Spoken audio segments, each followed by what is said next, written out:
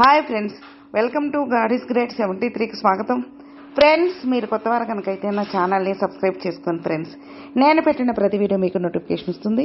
అలాగే పక్కనున్న bell ఐకాన్కి click చేసుకోండి ఫ్రెండ్స్. ఇక మన వీడియోలోకి వెళ్దాం. రుణానుబంధం.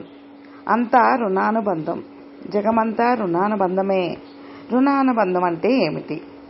ఒక తండ్రి 70 సంవత్సరాల వయసు వచ్చిన తర్వాత చనిపోయినప్పుడు పెద్ద కొడుకు వయసు 40 సంవత్సరాలు, రెండవ కొడుకు వయసు 37వ సంవత్సరాలు, మూడవ కొడుకు వయసు 33 సంవత్సరాలు, నాలుగవ కొడుకు వయసు 30 సంవత్సరాలైతే, అంటే పెద్ద కొడుకుతో 40 ఏళ్ళు ఉంటే చివరి నాలుగవ కొడుకుతో 30 ఏళ్ళు మాత్రమే ఉన్నాడు. ఎందుకు? మీ అనుభవంలో ఒక సంతానం ఏదైనా కోరితే డబ్బులు లేకున్నా అప్పు చేసి వారి కోరిక నెరవేరుస్తాము.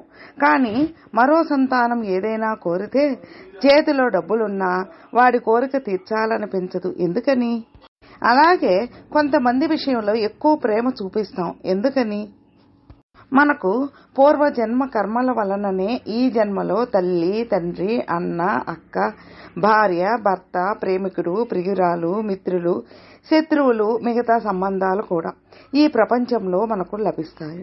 ఎందుకంటే మనం వీళ్ళకి ఈ జన్మలో ఏదో ఒకటి ఇవ్వవలసి లేదా తీసుకొనవలసి ఉంటుంది. మనకు సంతాన రూపంలో ఎవరెవరు వస్తారు? మనకు పూర్వజన్మలో సంబంధం ఉన్నవాళ్లే ఈ జన్మలో సంతాన రూపంలో జన్మిస్తారు. వాటిని మన శాస్త్రాల ప్రకారం 4 రకాలుగా ఉన్నట్లు చెబుతారు. రుణానుబంధం. గత జన్మలో మనం ఎవరి వద్దనైనా రుణం తీసుకుని ఉండవచ్చు, లేదా ఎవరో ఒకరి ధనాన్ని నష్టపరిచి ఉండొచ్చు. అటువంటి వాళ్ళు మీకు సంతాన రూపంలో జన్మించి లేదా ఏదైనా వ్యాధి రూపంలో వచ్చి మీ వద్ద ఉన్న పూర్తి ధనం ఖర్చు అయ్యే వరకు ఉండి ఆ పాత ఖర్చులు సరిసమానం అయ్యే వరకు మనతోనే ఉంటారు. శత్రువులంటారా? శత్రువులు పుత్రులుగా, మన పూర్వజన్మంలో శత్రువులు మనపై వారు తమ తమ కక్షను తీర్చుకోవటానికి మన ఇంట్లో సంతాన రూపంలో తిరిగి పుడతారు. అలా పుట్టి తల్లిదండ్రులతో పెద్దయ్యాక కొట్లాటలు, నానా గొడవలు చేస్తారు. జీవితమంతా ఏదో ఒక విషయంలో ఏడిపిస్తూనే ఉంటారు. ఎల్లప్పుడూ తల్లిదండ్రులను నానాయాతన పెడుతూ వాళ్ళ పరువు తీసి వాళ్ళని దుఃఖంలో ముంచేస్తూ ఆనందపడుతుంటారు. తటస్థ పుత్రులు. వీళ్ళు ఒకవైపు తల్లిదండ్రులను సేవ చెయ్యరు, మరోవైపు సుఖంగా కూడా ఉంచరు. వాళ్ళ మానానికి వాళ్ళను వదిలేసి వెళ్తారు. వాళ్ళ వివాహానంతరం తల్లిదండ్రులకు దూరంగా జరిగిపోతారు. సేవా తత్పర ఉన్న పుత్రులు. గత జన్మలో మీరు ఎవరికైనా బాగా సేవ చేసి ఉండవచ్చును. ఆ రుణాన్ని తీర్చుకోవటానికి మీకు కొడుకు లేదా కూతురు రూపంలో ఈ జన్మలో వస్తారు. అలా వచ్చి బాగా సేవన చేస్తారు. మీరు గతంలో ఏది చేసుకున్నారో ఇప్పుడు అదే సంప్రాప్తిస్తుంది. మీరు గత జన్మలో ఎవరికైనా సేవ చేస్తే ఈ జన్మలో మన ముదుసలితనంలో మనకు సేవ చేస్తారు. లేకపోతే మనకు వృద్ధాప్యంలో గుక్కెడు నీళ్లు పోసేవారు కూడా మన వద్ద ఉండరు. ఇది పూర్తిగా మనుషులకు మాత్రమే అమలవుతుంది అని అనుకోవద్దు. ఎలాంటి విధంగానైనా పుట్టవచ్చును. ఒకవేళ మీరు ఒక ఆవుకి నిస్వార్థమైన సేవ చేసి ఉండవచ్చును. వాళ్ళే మీ కొడుకు లేదా కూతురుగా మీ ఇంట పుట్టవచ్చును.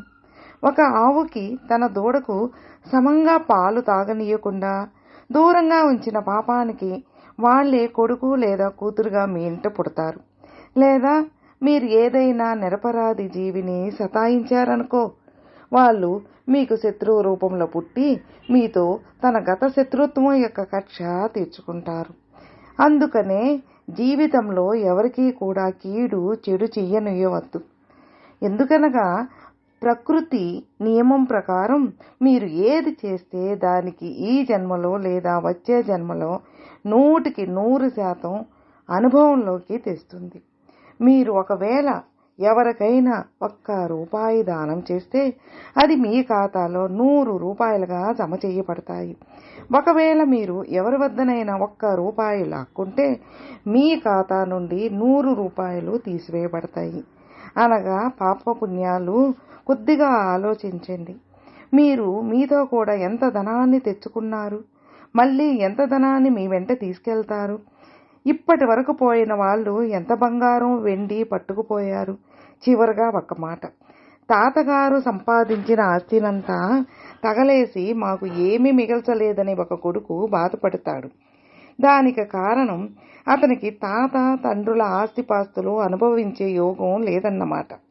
అది బీద కుటుంబంలో పుట్టిన మరో తండ్రి కోట్లాది రూపాయలు సంపాదించి సంతానానికి మిగిల్చి చనిపోతాడు.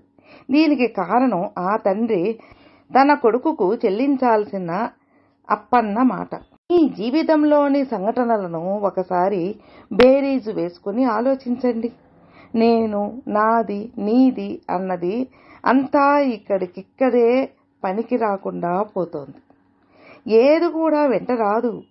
ఒకవేళ మీ వెంట వస్తే మీ పుణ్య పాప ఫలం వెంట వస్తుంది. జీవితం అన్నా సంసారం అన్నా ఏదైనా అనండి, అంతా రుణానుబంధం. కావున మీరు వాస్తవాలను గ్రహించి వాస్తవాలను తెలుసుకుని ఎంత వీలైతే అంత మంచి కర్మలు చేయండి. ఫ్రెండ్స్, విన్నారుగా. ఫ్రెండ్స్, మీకు ఈ వీడియో నచ్చితే లైక్ చేయండి, మీ ఫ్రెండ్స్కి షేర్ చేయండి.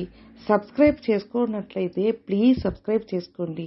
నేను పెట్టిన ప్రతి వీడియో మీకు నోటిఫికేషన్ వస్తుంది. అలాగే మీ అభిప్రాయాన్ని కామెంట్లో మెసేజ్ చేయండి. ఓం నమః శివాయ నమః.